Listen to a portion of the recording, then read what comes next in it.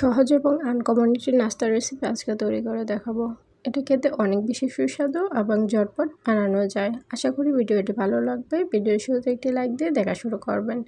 একটি প্যানে নিয়ে নিব 2 টেবিল চামচ পরিমাণ রান্নার তেল। তেলটা যখন সামান্য গরম হবে, হাফ টেবিল চামচ পরিমাণ আস্ত জিরা এবং হাফ টেবিল চামচ পরিমাণ কালো জিরা সামান্য ভাজা হয়ে গেলে কিছু কাঁচামরিচ দিয়ে দিচ্ছি এবং হাফ টেবিল চামচ পরিমাণ চিলি ফ্লেক্স, কিছু ধনিয়া পাতা কুচি।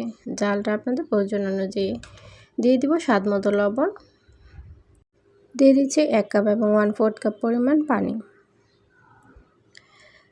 এখন পানিটা ফোটানো হওয়া পর্যন্ত অপেক্ষা করছি। একটা বাটিতে নিয়ে নেব 1 কাপ পরিমাণ রাইস ফ্লাওয়ার এবং হাফ কাপ পরিমাণ ময়দা।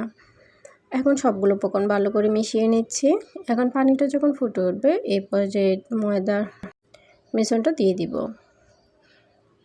অনবরত নেড়েচেড়ে নিতে হবে, নয়তো কিন্তু নিচে লেগে যেতে পারে এবং শক্ত হয়ে যাবে। তো 1 মিনিটের মতো নাড়াচাড়া করে নিলাম এবং চুলা থেকে নামিয়ে একটি প্লেটে ঢেলে নিলাম। সামান্য যখন ঠান্ডা হয়ে যাবে এই পর্যায়ে ভালো করে মাখিয়ে নিচ্ছি। একদম ঠান্ডা করা চলবে না, তাহলে কিন্তু এটা শক্ত হয়ে যাবে। এখনও যারা চ্যানেলটি সাবস্ক্রাইব করেনি প্লিজ চ্যানেলটি সাবস্ক্রাইব করে নিন এবং যারা ফেসবুক থেকে দেখছেন পেজটাকে লাইক দিয়ে শেয়ার করে দিবেন। এখন ছোট ছোট করে লেচি কেটে নিচ্ছি। একটি বড় সাইজের রুটি বানিয়ে নেব। রুটিটা একদম পাতলা বা একদম মোটা হবে না, মিডিয়াম করে রাখবেন। তো 4-5টাই কেটে নিচ্ছি। 4-5টা কাটা হয়ে গেলে আমি দেখাচ্ছি কতটুকু মোটা হয়েছে। দেখুন, দেখতে পাচ্ছেন। এখন চাকু দিয়ে কেটে নিচ্ছি। আপনারা এটা ছোট বা বড় করে নিতে পারেন। আমি মিডিয়াম করেই কাটছি। এভাবে করে সবগুলো বানিয়ে নিচ্ছি। তো সবগুলো বানানো হয়ে গেলে একটি প্লেটে নিয়ে নেব সামান্য পরিমাণ যে লাচ্ছা সেমাই পাওয়া যায় সেটা। এখন ছোট ছোট করে গুঁড়ো করে নিয়েছি। একটি বাটিতে 1 টেবিল চামচ পরিমাণ নিয়ে নিচ্ছি আটা, তাতে দিয়ে দিব সামান্য পরিমাণ পানি। এখন মিশ্রণটা ভালো করে মিশিয়ে নিচ্ছি। মেশানো হয়ে গেলে ময়দার ব্যাটারে একটি একটি করে স্ন্যাক্স দিয়ে সেমাইয়ের মধ্যে কোট করে নেব।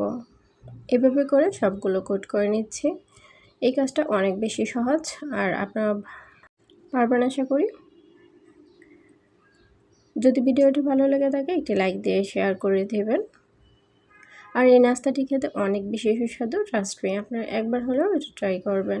তো সবগুলো বানানো হয়ে গিয়েছে। একটি প্যানে পর্যাপ্ত পরিমাণ তেল গরম করে নিয়েছি। তেলটা যখন সামান্য গরম হবে এই পর্যায়ে সবগুলো দিয়ে দিব।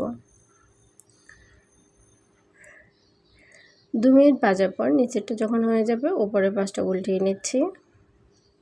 সুন্দর একটা কালার হওয়া পর্যন্ত অপেক্ষা করছি। এটা একদম গোল্ড ব্রাউন করা চলবে না, তাহলে কিন্তু খেতে একদম ভালো লাগবে না, যেহেতু সেমাই তাড়াতাড়ি পুড়ে যেতে পারে। যখন দেখবেন যে মচমচে হয়েছে সেই পর্যায়ে নামিয়ে নেবেন।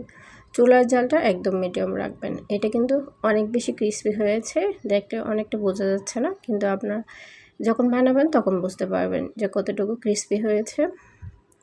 তো রেসিপিটি কেমন হয়েছে কমেন্ট করে অবশ্যই জানাবেন। এতক্ষণ সাথে থাকার জন্য সবাইকে অসংখ্য ধন্যবাদ। আল্লাহ হাফেজ।